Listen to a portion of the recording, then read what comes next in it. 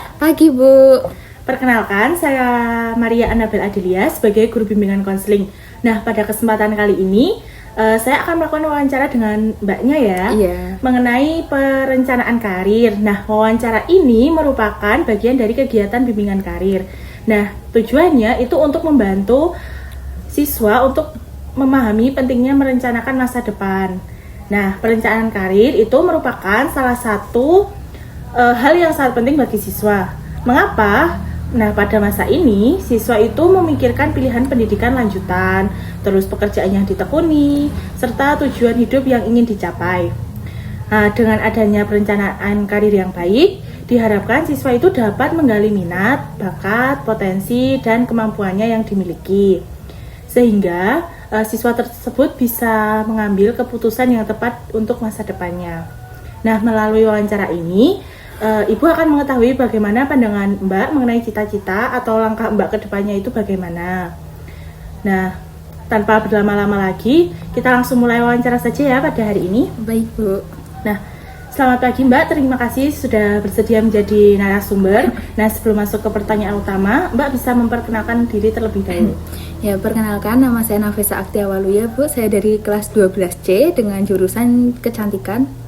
Oh baik, terima kasih Mbak Nafisa atas perkenalannya. Nah, untuk memulai wawancara ini, Ibu akan bertanya, apa cita-cita atau karir yang Mbak Nafisa tekuni di masa depan besok? Saya bercita-cita menjadi seorang psikolog, Bu. Wow, menarik sekali. Apa yang membuat Mbak Nafisa memilih profesi psikologi tersebut sebagai cita-cita di masa depan? Karena saya senang mendengarkan orang lain dan ingin membantu mereka dalam mengatasi sebuah permasalahan dalam hidupnya. Nah, sejak kapan Mbak Nafisa memiliki ketertarikan terhadap profesi tersebut? Sejak SMP, Bu. Saat itu saya mulai tertarik mempelajari tentang kesehatan mental dan pentingnya memahami kondisi psikologi saat ini. Baik. Nah, menurut Mbak Nafisa, apa saja sih tugas dan tanggung jawab seorang psikolog?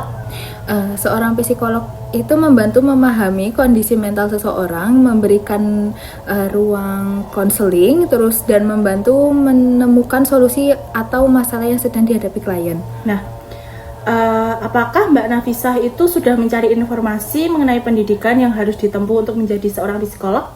Iya, Bu, saya sudah mencari informasi bahwa saya harus melanjutkan kuliah di jurusan psikolog dan mengikuti pendidikan lanjutan sesuai bidang yang saya tekuni. Oke, menurut Mbak Nafisa juga kemampuan atau keterampilan apa yang Mbak Nafisa miliki untuk menjadi seorang psikolog? Saya memiliki kemampuan komunikasi yang baik, empati, kesabaran, mampu mendengarkan, dan mampu memahami orang lain. Nah, apakah Mbak Nafisa sudah memiliki kemampuan tersebut? Sebenarnya saya masih belajar, Ibu, tetapi saya cukup senang mendengarkan orang lain dan berusaha memahami perasaan mereka. Nah, untuk langkah selanjutnya, apa yang Mbak Nafisa lakukan untuk mempersiapkan cita-cita tersebut? Saya berusaha terus belajar dengan rajin, aktif mencari informasi tentang jurusan psikologi, serta mengikuti kegiatan yang dapat meningkatkan kemampuan komunikasi dan kerja sama. Baik, nah dalam proses merencana karir, apakah Mbak Nafisa pernah mengalami kebingungan atau keraguan? Pernah, Ibu. Kadang saya tuh merasa ragu apakah saya mampu menggapai cita-cita tersebut, tetapi saya berusaha dengan optimis dan terus belajar. Oke, nah bagaimana cara mengatasi keraguan tersebut, Mbak? Saya berdiskusi terlebih dahulu, Ibu, dengan orang tua saya dan guru, dan mencari motivasi dari orang-orang yang sudah berhasil di dalam bidang yang saya amati. Oke, apakah keluarga Mbak Nafisa itu mendukung?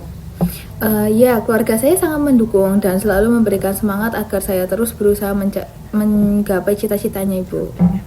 Nah, menurut Mbak Nafisa nih, seberapa penting peran guru BK itu dalam membantu siswa untuk merencanakan karirnya?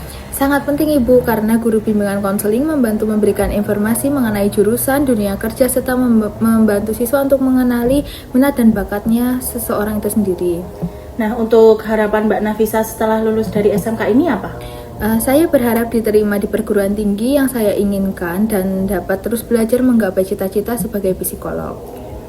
Nah, terima kasih Mbak Nafisa atas jawaban yang telah diberikan. Nah, jawaban Mbak Nafisa itu sangat menunjukkan bahwa perencanaan karir itu kita perlu kesiapan dulu, usaha dan dukungan serta dari berbagai pihak agar tujuan tersebut bisa Mbak Nafisa capai. Nah, Terima kasih untuk Mbak Nafisa atas jawabannya dan pengalaman yang telah dibagikan pada wawancara hari ini.